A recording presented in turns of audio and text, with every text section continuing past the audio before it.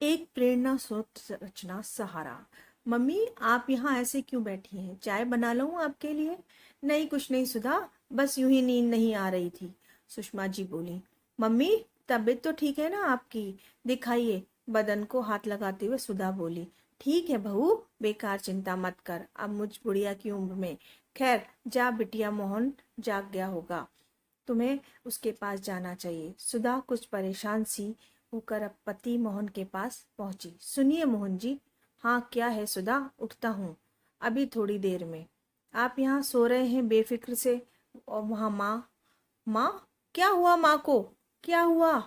मोहन जी, पिछले कुछ दिनों से देख रही हूँ, वह ना तो ठीक से खाती हैं और ना ठीक से सो पाती हैं। अभी भी बालकनी में बैठी हैं गुमसुम सी। मुझे उसकी उनकी चिंता हो रही है। पापा के अचानक चले जाने से शायद वह। सुधा, पापा का अचानक चले जाना हम सबके लिए बड़ी क्षति पहुंचाने वाला है। एक छाया जो अब तक हमें अपने अनुभवों के पतों से बचाती थी, अब वो छाया कहकर सुबकने लगा। मोहन जी, जो चला गया उसे तो वापस हम नहीं ला सकते, मगर जो है उसे भी खोना। मोहन जी, माँ का यूं अकेला रहना, नींद ना लेना, अच्छे से खाना नहीं खाना उनके स्वास्थ्य के लिए अच्छा नहीं है। ठीक कहती हो सुधा, मैं आज बल्कि अभी उन्हें डॉक्टर के पास। मोहन जी, उनका इलाज डॉक्टर के पास नहीं बल्कि हमारे ही पास है। क्या मतलब? हमारे पास? मोहन जी, जब बचपन में आप डर जाते थे और अकेलेपन से घबराते थे तो आप क्या करते थे? माँ के पास। ओह, समझ गया।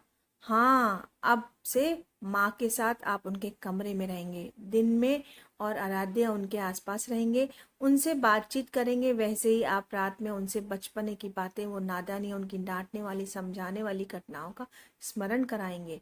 सुधा, मैं आज रात से ही माँ के पास सोऊंगा। यही अच्छा होगा। रात को माँ के कमरे में। कौन? कौन है? माँ, मैं हूँ मोहन।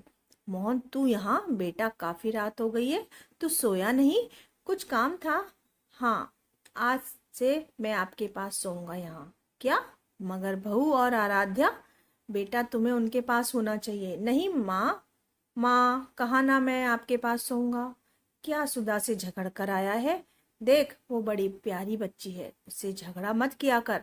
जा अभी और उसे मना ले। नहीं माँ, ऐसा कुछ नहीं है, सुधा सचमुच बहुत अच्छी है। माँ, याद है बचपन में जब मैं डर जाता था तो आपके पास आकर सोता था? हाँ हाँ, याद है, क्योंकि तू उस वक्त बच्चा था, कमजोर था, डरता था, घबराता था, इसलिए तू मेरे पास आकर लिपट कर सो जाता था।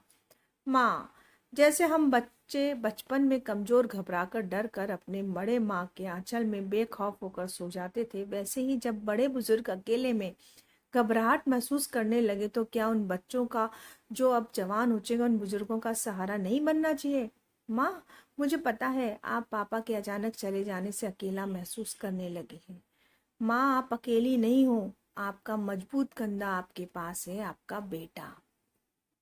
माँ कहकर मोहन एक बारगी फिर से माँ से बचपने की तरह लिपट गया। दोनों की आंख भीग गई थी। कुछ देर में बेखौफ बेखबर माँ सचमुच बड़ी अच्छी नींद में सो रही थी। आपको ये कहानी कैसी लगी? यदि आपको कहानी अच्छी लगी हो तो हमारे चैनल को लाइक शेयर सब्सक्राइब जरूर करें।